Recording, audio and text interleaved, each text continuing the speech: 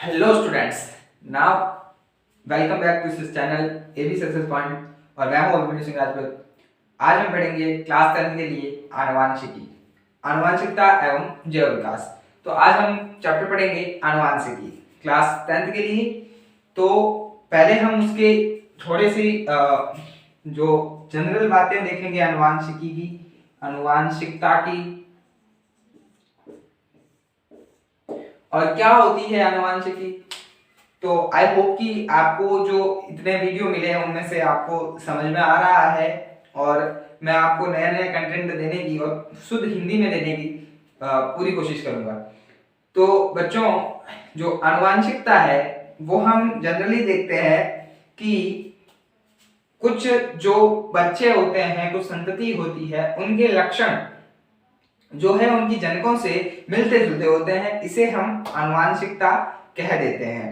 तो बच्चों, हमने देखा है कि मानव का बच्चा मानव ही होता है और जानवर का बच्चा जानवर ही उत्पन्न होता है। तो वो सब किस कारण होता है, एक नई जाति किस कारण बनती है, एक नई जाति का उद्भव कैसे होता है, किन लक्षणों की वजह से होता है, उन सब लक्षणों का हम जो अध्ययन करेंगे और जिस प्रकार अध्ययन करेंगे उसे हम आनुवांशिकता के अंदर पढ़ेंगे। तो मैं पहले बताऊंगा कि आनुवांशिकता किसे कहते हैं।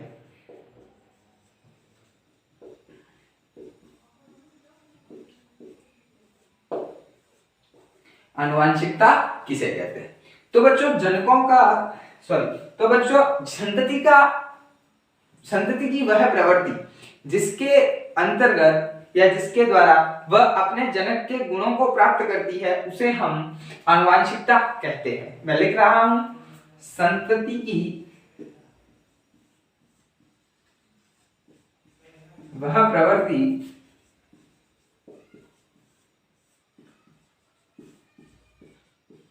जिसमें वो जनकों के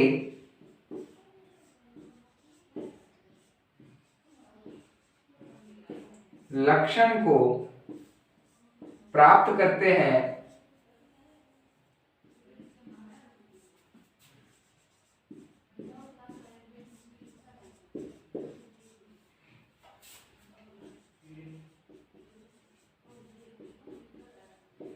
आनुवांशिकता कहलाती है।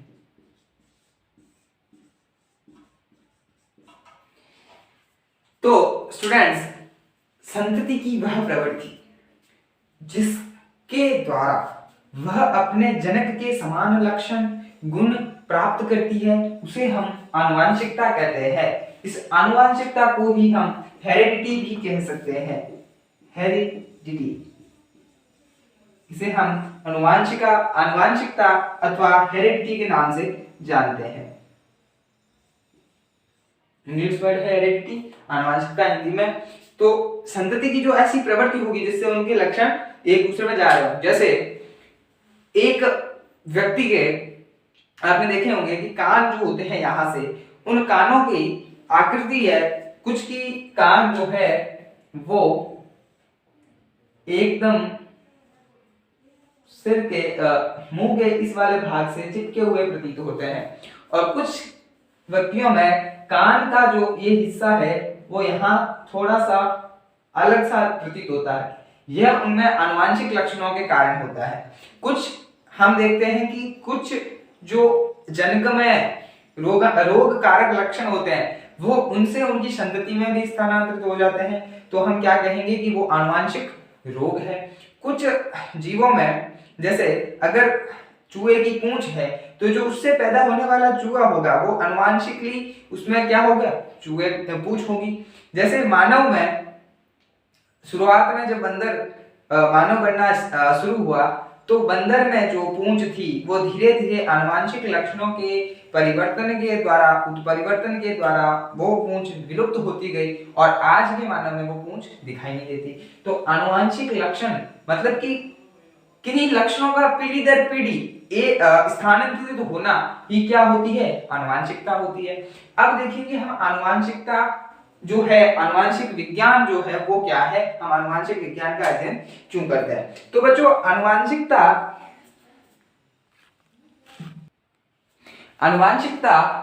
जो हमने देखा आनुवांशिकता के बारे में, अब हम देखेंगे आनुवांशिक विज्ञान।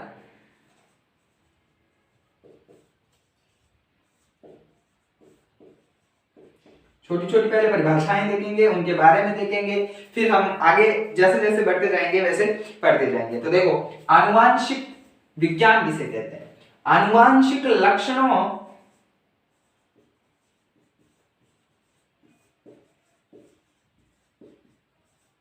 तथा आनुवांशिकता का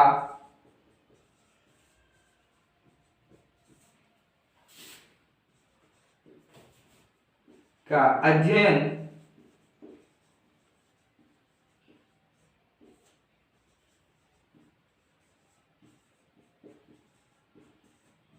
आनुवांशिक विज्ञान कहलाती है।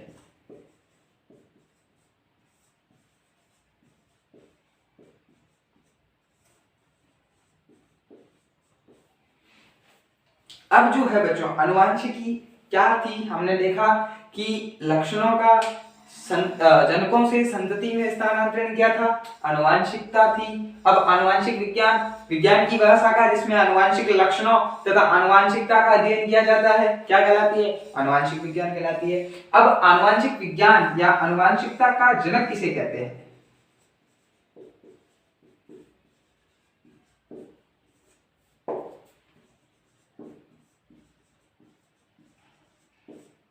तो बच्चों, आनुवांशिकता का श्रेय जाता है ग्रेगर जॉन मेंडल को।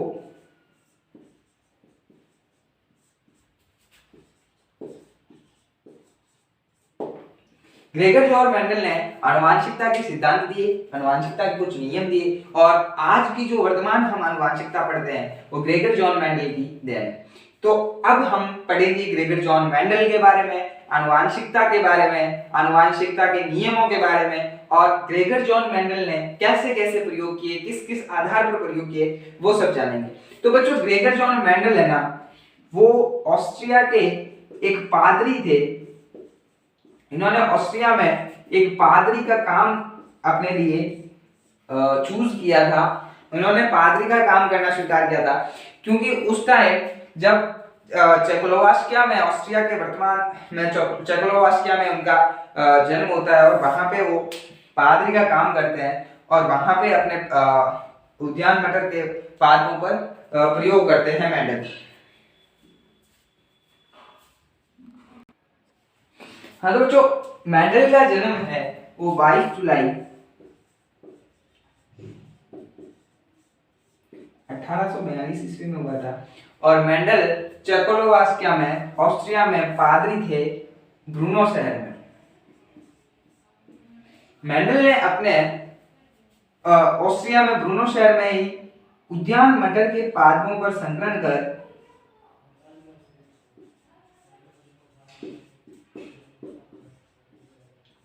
आनुवांशिकी की संकल्पना दी।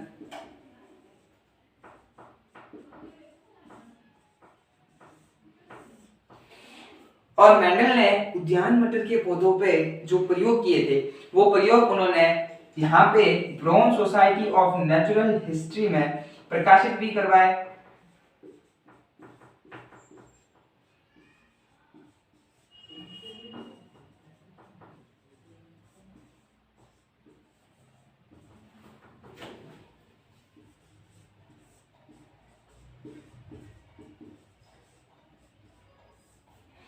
और जो मेंडल जी है, इन्होंने अपने जो प्रयोग है वो पादपों पे संकरण नाम से ब्राउन सोसाइटी ऑफ नेचुरल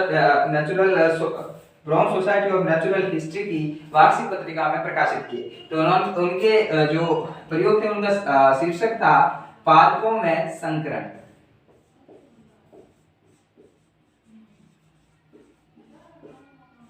पादपों में संकरण, और इन्होंने इसे brown society of natural history के समक्ष 8 फरवरी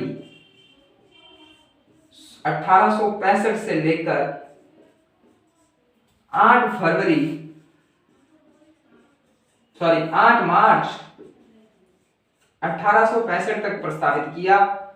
brown society of natural history के सामने रखा, और फिर इनके ये जो शोध है वो पादपों में संकरण नाम से प्रकाशित भी हुए और इनका जो मुख्य शोध था वो जर्मन भाषा में था। इनका मुख्य शोध जर्मन भाषा में था। अब बच्चों जो मेंडल ने अपने आनुवंशिकता के नियम दिए, अपनी संकल्पना प्रस्तुत की, तो मेंडल के जो ये नियम है वो 35 सालों तक उपेक्षित रहे। 35 सालों तक इन नियमों के और किसी ने ध्यान नहीं दिया। ना ही मेंडल डार्विन के विकासवाद के सिद्धांत से अवगत थे, ना डार्विन मेंडल से अवगत थे। तो उस टाइम तो मेंडल के जो नियम थे वो 35 वर्ष तक नेग्लेक्ट कर दिए गए। 35 वर्ष तक अपरिचित रहे लोग, इस नियम से नकारा घोषित किए गए। 35 वर्षों तक इनकी और किसी ने ध्यान नहीं दिया। लेकिन 1900 ईस्वी में 3 वैज्ञानिकों ने इनकी ओर ध्यान दिया। 1900 ईस्वी में कुछ वैज्ञानिकों ने शोध कार्य किए, तो उन्हें लगा कि मेंडल ने जो नियम दे रखे हैं पहले से, वो नियम हमारे लिए कितने आवश्यक हैं, कितने जरूरी है। तो उन्होंने 1900 ईस्वी में इन नियमों की ओर ध्यान देना शुरू किया और उन वैज्ञानिकों में नाम आता है हुगो डी व्रिज,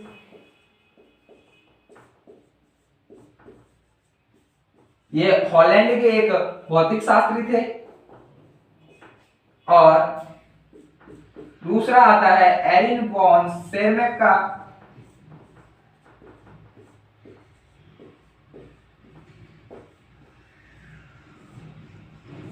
और तीसरा आता है कार्ल कॉरेंस का।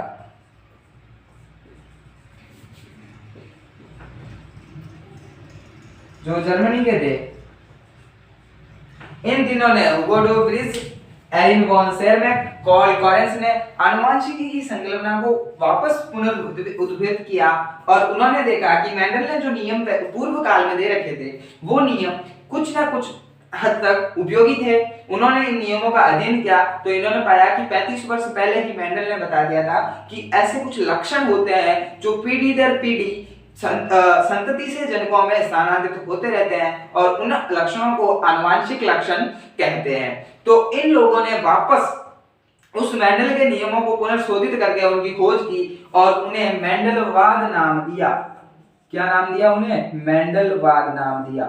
तो इस प्रकार आनुवंशिकी की सारी कहानी हमने समझी कि किस प्रकार एक उद्यान मटर के पादपों पे संकलन करके एक पादरी मेंडल ने इतनी बड़ी आनुवंशिकता के नियम खोजे और 35 साल तक उन नियमों को उपेक्षित कर दिया गया, उनकी ओर ध्यान नहीं दिया गया।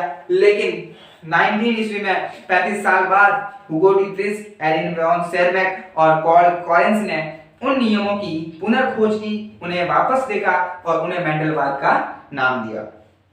ठीक है, आगे हम पढ़ेंगे मेंडल ने उद्यान मटर के पादपों का ही प्रयोग क्यों की।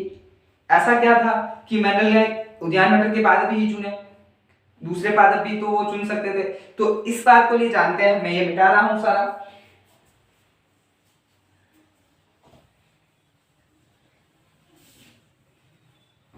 आई होप कि आपको समझने में आसानी हो रही होगी। मैं हिंदी में कंटेंट दे रहा हूँ, साथ में परिभाषाएं भी हैं, तो आप लिख सकते हैं। और बोर्ड के हिसाब से आनुवंशिकता का चैप्टर बहुत ही बढ़िया, मतलब नंबर देने के लिए बढ़िया है। और साथ ही जो आपकी एनसीईआरटी की बुक है उसमें इतना स्पष्ट रूप से भी इसने बता नहीं रखा जितना मैं आपको एक्सप्लेन करके बता रहा हूँ। तो अब हम देखेंगे मेंडल ने उद्यान मटर के पादपों को ही क्यों चूज किया। ऐसा क्या था कि उन्होंने उद्यान मटर के पादपों को ही अपने प्रयोगों के लिए चूज किया।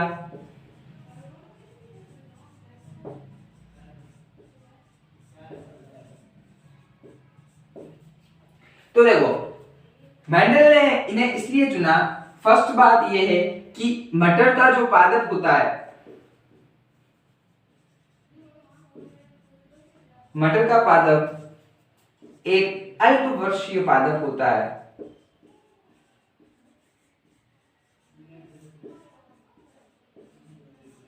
फर्स्ट बात तो ये हो गई, ये एक अल्पवर्षीय पादप होता है जिससे एक ही समय में कई पीढ़ियों का अध्ययन किया जा सकता था।